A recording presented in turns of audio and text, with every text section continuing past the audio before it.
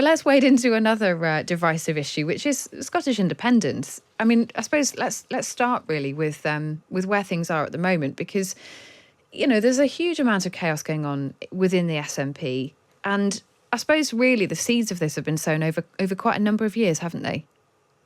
Well, I have. I was looking back at articles I wrote back in 2020, warning about what I saw as financial unaccountability and centralisation. Others had been raising issues, same ones, and indeed others before then. So this hasn't happened overnight. It's been ongoing. And it's more than just a single difficulty recently arrived with financial affairs. It's more of a culture that has grown up under Nicola Sturgeon's regime. That's interesting. So you sort of trace this back to Nicola Sturgeon's regime, not to Alex Salmond. No, I think Alex Salmond's regime that I was privileged to serve in, I think acted with dignity and with decorum. We came very close to winning in 2014. He handed it on, and the party as such changed. It changed. There was a huge influx of members, some of whom hadn't been involved in the movement before, perhaps 2014, some of whom only joined after Brexit in 2016. But primarily what changed was the culture under Nicola Sturgeon that became extremely centralised, very authoritarian, and that's why I think we sadly have the shambles today. I recall at New Year saying to a friend that she would depart and leave them in disarray. I didn't realise it would be so soon, and I didn't realise the extent to which it would be such malaise. I mean, you talk about the culture around Nicola Sturgeon. What exactly, are you talking about her own personality? Are you talking about the way that she ran the party? Or are you talking about her view of independence? Because there is differences and dividing lines when it comes to how an independent Scotland should come about and what that should look like. I think the fundamental thing is how she ran the SNP. She had an extremely authoritarian. It was a cult of the personality. Cabinet ministers became invisible. Everything was processed through her. And indeed, what we have seen, and there was revelations in the papers even today, people were closed down if they tried to inquire, closed down if they objected. People of stature, such as Joanna Cherry and others, were sidelined and pushed aside. So this was all about just ensuring that she was a dominant personality. She was surrounded by sycophants and staffers who did her bidding. So I think the blame lies firmly at her door. I had written many years ago, long before even 2020, saying that it was simply wrong that her husband should be the chief executive. Not a bowling club in Scotland or England wouldn't have, the chief steward, the husband or wife of the chairman of the board. It's simply incredible that she allowed that and insisted upon it. And presumably, you must have warned people. Or did you talk to Nicola Sturgeon herself about your misgivings? Well, I recall phoning the treasurer who recently resigned, having been interviewed by the police in 2020, to warn him, because I had served as national treasurer for many years in the 1990s, to say for his own good he had to, probably get out and speak out. But he assured me that everything was fine. Now, I still think he's an honourable man. I can only assume that he was deluded by what he was told by the chief executive and other party staffers. But that was back in 2020. And I then wrote to the business convener, Kirsten Oswald, raising other issues about finances, and I simply did not get an answer. So the malaise has been ongoing for many years. I departed from politics in 2016 when I stepped down from the Scottish Parliament to pursue other careers, and only came back in and picked it up again in 2019.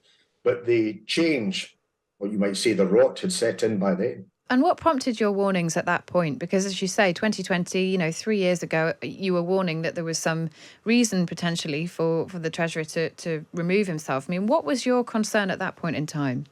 Well, having been a treasurer, and to be fair, the SNP was a much smaller entity in the 1990s than it became in the 2010s and onwards.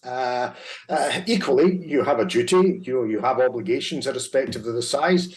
We didn't have the same systems of computerization and IT available. And I remember that the SNP clerk as such used to come along to my legal office with the cheques, because I wasn't an elected member then, and I signed them off for the party wages. I knew everything. I knew how much the chief executive was paid. I know who was on the staff payroll. All of that was aware to me. When I spoke to the then treasurer, who was the treasurer who recently resigned, he didn't know any of that. That's not the job of the treasurer. A treasurer should be hands-on and should know. So as you say, you feel that these problems had set in over quite some time. You did leave and you did come back. And of course, I mean, one of the things that people may remember of your time in politics so far is you were kicked out of Prime Minister's Questions. There's an Alba MP last year over consent for a second independence referendum. Absolutely, because I left the SNP for two reasons. Well, let me rephrase. I came back in 2019 to make one last push. I'd gone from politics. I'd been involved in writing books. I was enjoying being an author. It's something I'll return to at some stage when I have the time. But I came back to make one last push. Brexit had happened, hadn't been formally delivered, but the vote had taken place and everything was ongoing. It was a chance for Scotland to make a push. My disagreements with the SNP became not simply my arguments over centralisation and malfeasance in public office. It became also the lack of strategy. There had been no movement and has been no movement towards independence. We should have had a referendum. The only movement made by the SNP was to pursue a case in the Supreme Court, which was frankly supreme folly. Everybody knew it was going to be defeated. The case for Scottish independence remains. It's the SNP that is damaged. And throughout my life, and certainly until well into the early part of the second decade of the 2020s, the SNP polled far higher than the support for independence. It was the SNP that dragged independence along and ultimately delivered the referendum in 2014. What we've seen now is that the SNP is a drag on independence. Support for the SNP is considerably lower than support for independence. It remains in the mid-40s, which is remarkable given all the bad news that is ongoing regarding the government and party and all, as I say, difficulties there and the lack of campaigning. So independence remains alive and kicking. How we deliver it has got to change, and the method and people who deliver it have to change. To a certain extent, when you switched to Alba, people saw it as making a personal choice between your views of Alex Salmond and your views of Nicola Sturgeon. Would that be fair? No, I mean, I joined on a political reason. I think there's biographies being written by people who are not sympathetic to the SNP, Alba or Alex Salmond, that made clear that during the 1980s and 90s, one of the sternest critics of Alex Salmond within the SNP was myself.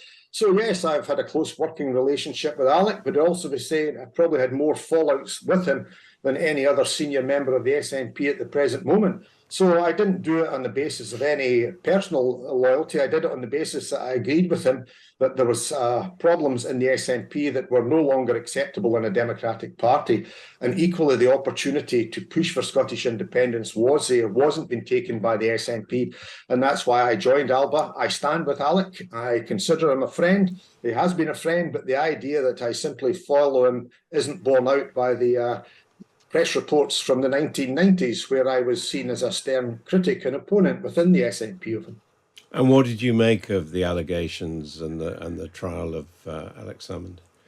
I thought it was lies and a stitch-up. Everything that happened to Jeremy Corbyn, this was morphed and worse. The substance was shown by the jury to have been rejected. I know almost everybody who was involved, from judges through prosecutors, through defence agents, to those who were the witnesses and indeed the complainers. As far as I was concerned, some were shameful liars. Others had their views distorted and were put in a position. The jury came to the right decision. He was acquitted.